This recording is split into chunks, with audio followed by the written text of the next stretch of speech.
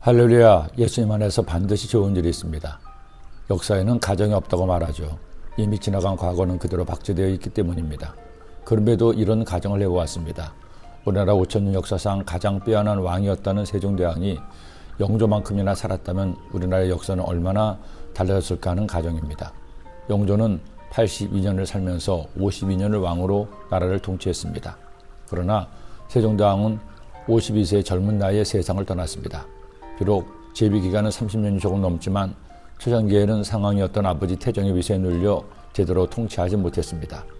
지금도 세종대왕의 업적을 살펴보면 입이 떡 벌어질 만큼 대단합니다. 어떻게 이처럼 모든 면에서 탁월한 업적을 남길 수 있을까 할 만큼 놀라운 업적을 남겼습니다. 한 나라를 통치하는 왕으로서 가장 중요한 일 중에 하나는 바로 국방일 것입니다. 세종대왕은 워낙 학문을 좋아하고 책 읽기를 좋아해서 문과적 업적만 남긴 것 같지만 사실은 그렇지 않습니다. 그는 북으로는 육진사군을 개척했습니다. 그래서 북방의 여진족의 준동을 막고 오늘날의 대한민국 지도를 완성시킨 인물이 바로 세종대왕입니다. 김종서와 같은 뛰어난 명령들을 잘 활용했기 때문이죠.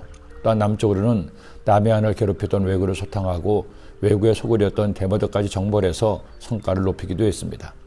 이렇게 국방을 튼튼히 했던 그는 농사직설이란 농사에 관한 책을 조정에 직접 만들게 해서 대사적 국민이 농부였던 그들의 삶에 이로움을 주었습니다.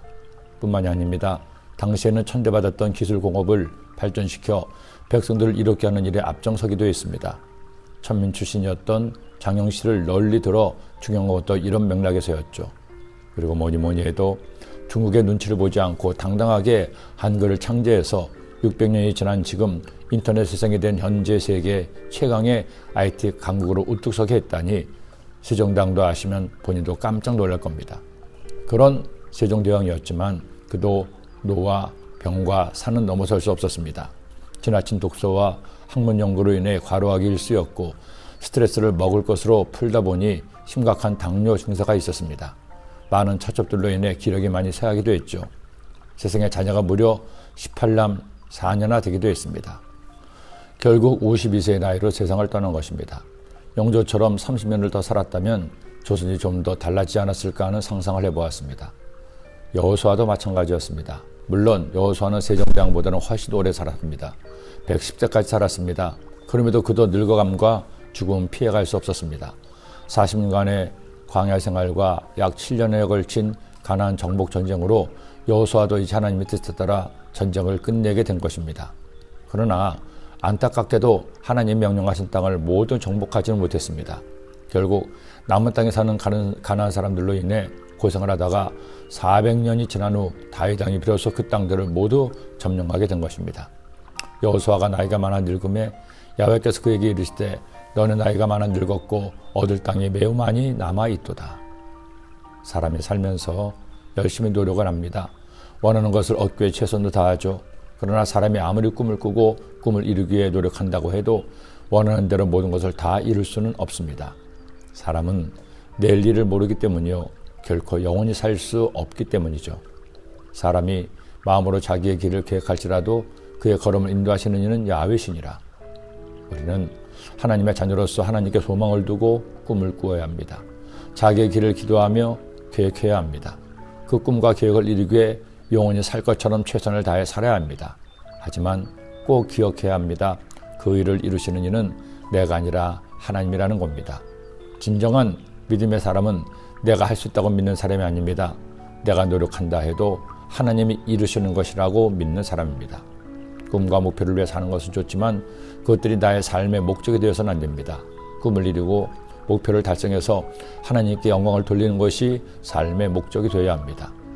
즉 대통령이 되고자 하는 꿈이 있습니까?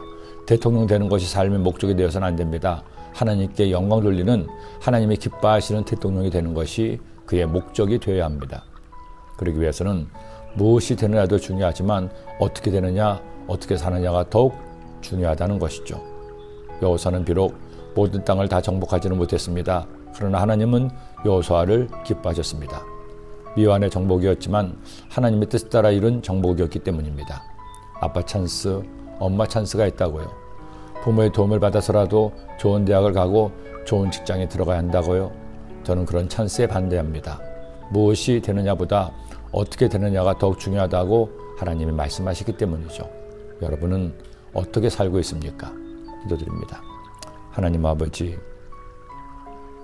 무엇이 되느냐보다 어떻게 되느냐를 더 귀하게 여겨 하나님이 기뻐하시는 뜻에 따라 하나님을 내 삶의 목적 삼고 나의 삶에 최선을 다하는 주님의 자녀들 되게 하여 주옵소서.